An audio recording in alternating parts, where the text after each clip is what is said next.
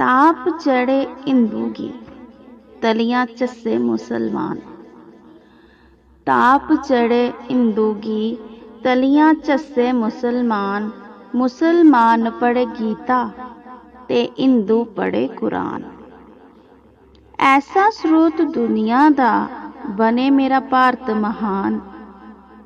नमुक दिखे बैरी चीन ते पाकिस्तान। रोजे रखन मुसलमान ते हिंदू रोजे खलान। रोजे रखन मुसलमान ते हिंदू रोजे खलान।